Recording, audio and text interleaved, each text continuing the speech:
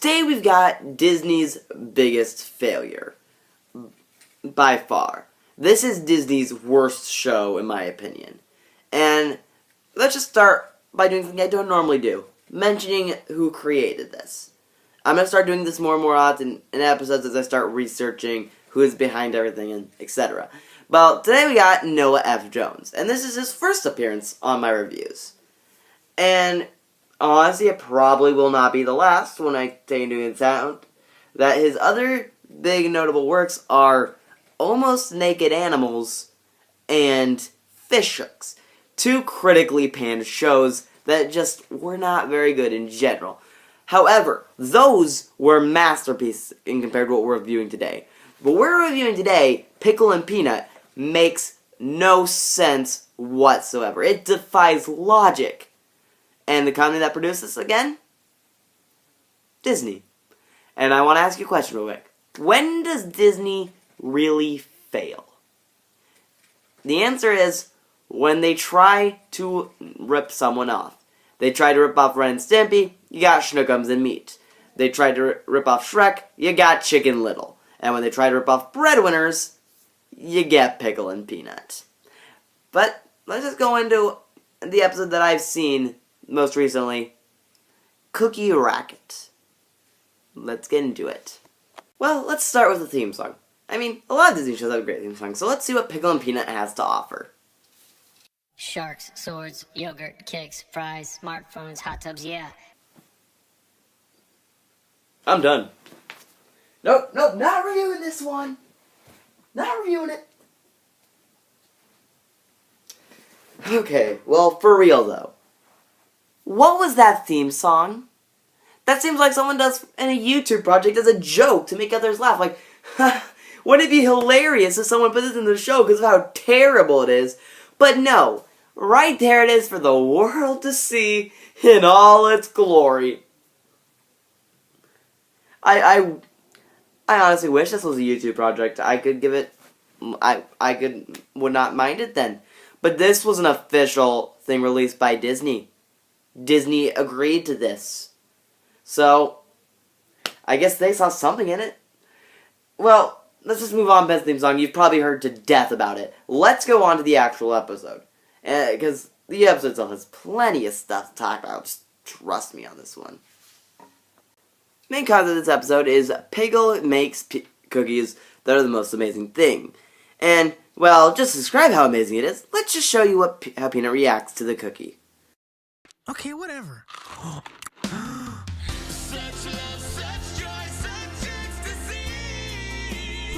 My new favorite song, Such Love, Such Joy, Such Ecstasy. Yeah, that's one of the biggest problems. The cookies seem to be filled with drugs. Specifically, either LSD or ecstasy. So, why was this a kid's show exactly?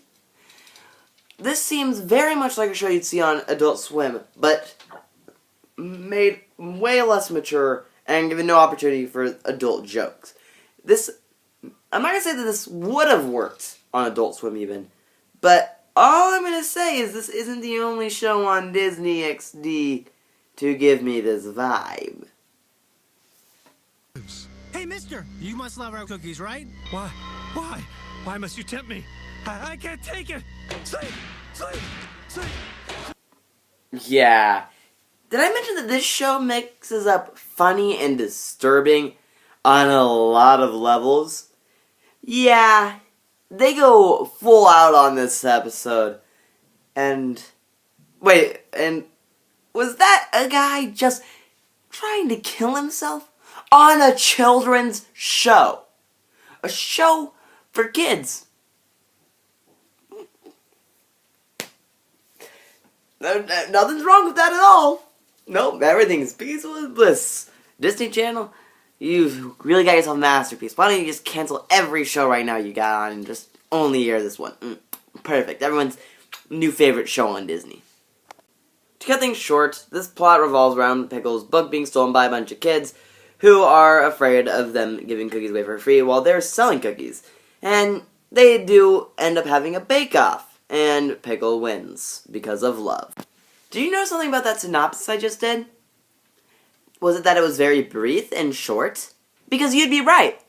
This is a very incredibly simple plot.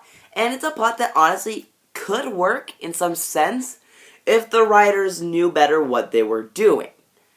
And you don't need a complex plot and to make a good show.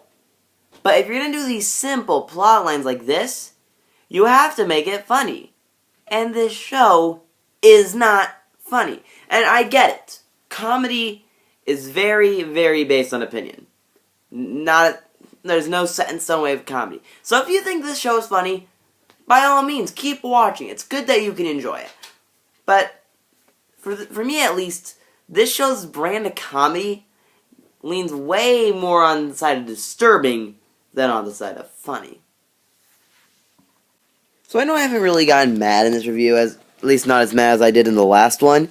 But to be honest with you, this show and this episode in particular is worse than Putting Your Hoof Down. By means, it doesn't have anything that makes me as mad per se as the last one did. But with the lazy animation, poor comedy, there is nothing redeeming about this.